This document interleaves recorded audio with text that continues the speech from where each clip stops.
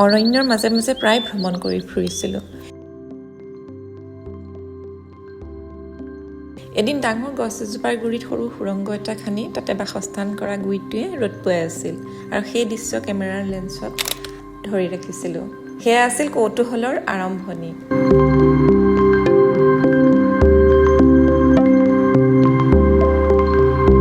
দীৰ্ঘদিন ধৰি উপেক্ষিত নিষ্পেষিত গুইবোৰৰ পৰিৱেশ তন্ত্ৰত গুৰুত্ব উপলব্ধি কৰি IUCNে 2015 চনত গুই বিশেষজ্ঞ দল গঠন কৰে। দীৰ্ঘকাল ধৰি আমাৰ চাৰিওফালে ঘূৰি ফুৰা গুই প্ৰজাতিবোৰৰ পৰ্যবেক্ষণ আৰু গুই বিষয়ক প্ৰাপ্ত গৱেষণাসমূহৰ অধ্যয়নৰ অন্তত আমি সহজবোধ্য ভাষাত লিখি উলিয়াওঁ অৰণ্যৰ পৰা যুদ্ধক্ষেত্ৰলৈ গুই নামৰ কিতাপখন।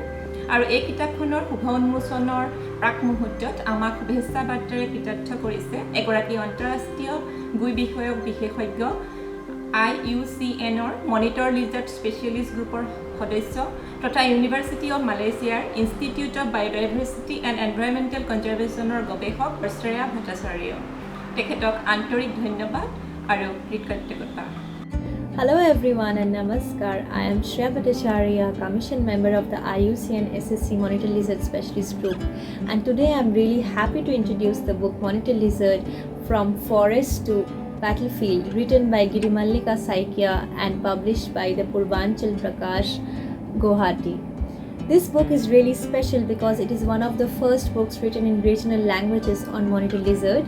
In this case, it is written in Assamese language, and in Assamese language, monitor lizard is called Gui. The author explored various aspects of the species in the Indian subcontinent, such as its historical significance, their ecological roles, as well as the ongoing exploitation of the species, such as the illegal wildlife trade in the country. As you might know, there are 4 species of monitor lizards in the Indian subcontinent: the Bengal monitor lizard, Varanus bengalensis, the common water monitor lizard, Varanus salvator, the desert monitor lizard, Varanus griseus, and the yellow monitor lizard, Varanus flavescens. And all these 4 species are strictly protected under the Wildlife Protection Act of India 1972, thus preventing or prohibiting complete exploitation of the species in the country. Hence, books like this will promote awareness among its readers, thus aiming long-term conservation for the species in its range states in India.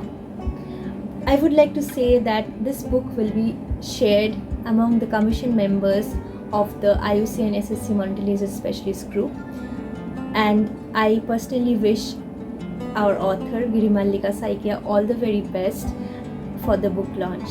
Thank you so much. অৰণ্যৰ পৰা যুদ্ধক্ষেত্ৰলৈ গুই কিতাপখনৰ প্ৰথমটো copy অৰ্পণ কৰিবলৈ আমি গৈছিলোঁ অৰণ্য মানৱ যাদৱ পায়েঙৰ বাসগৃহলৈ। ভাৰতৰ অৰণ্য মানৱ পদ্মশ্ৰী বঁটাপ্ৰাপক যাদৱ পায়েং ডাঙৰীয়াৰ হাতত অৰণ্যৰ পৰা যুদ্ধক্ষেত্ৰলৈ গুইৰ প্ৰথমটো প্ৰতিলিপি অৰ্পণ কৰি গ্ৰন্থখনৰ শুভ উন্মোচন কৰা হয়। অৰণ্যৰ পৰা যুদ্ধক্ষেত্ৰলৈ গুই গিৰিমল্লিকা শইকীয়া দেৱে যিখন তেখেতে যিটো এই কিতাপখন লিখিলে, জানো বিশেষকৈ নতুন প্ৰজন্মই এতিয়া গুইৰ ওপৰত পঢ়িবলৈ সকলোকে মই অনুৰোধ কৰিছোঁ।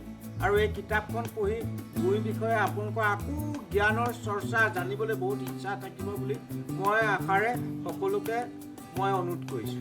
মানুহে শিকিব লগা বহু কাম আছে, সেইটো তেখেতে এই কিতাপৰ জৰিয়তে নতুন প্ৰজন্মক উনুকিয়াই দিছে, আৰু নতুন প্ৰজন্মই এই কিতাপখন কিনি তেওঁলোকে পঢ়ক।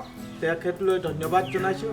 আৰু লিখক, আমাৰ কীট পতংগৰ যিখিনি অৱদান আছে সেইখিনি লিখাৰ বাবে তেখেতক ধন্যবাদ, আৰু নতুন প্ৰজন্মই এইটো আদৰ্শ লওক বুলি মই অনুৰোধ কৰিম। যিকোনো ভাৰতীয় আঞ্চলিক ভাষাত প্ৰথমবাৰৰ বাবে গুই কেন্দ্ৰবিন্দু হিচাপে লৈ লিখি উলিওৱা কিতাপখনত গুই সম্পৰ্কীয় প্ৰাণীতাত্ত্বিক দিশৰ উপৰিও লোকবিশ্বাস, অন্ধবিশ্বাস, চোৰাং ব্যৱসায়, ফেশ্বন আদি দিশবোৰো সামৰি লোৱা হৈছে। প্ৰকৃতিৰ এক বিস্ময়কৰ চৰিত্ৰৰ অগতানুগতিক জীৱনপঞ্জী অৰণ্যৰ পৰা যুদ্ধক্ষেত্ৰলৈ গুই পূৰ্বাঞ্চল প্ৰকাশৰ শ্ৰদ্ধা সহকাৰে পাঠক সমাজলৈ আগবঢ়ালোঁ। আপোনালোকৰ সঁহাৰিয়ে আমাৰ বাবে প্ৰেৰণা। ধন্যবাদ।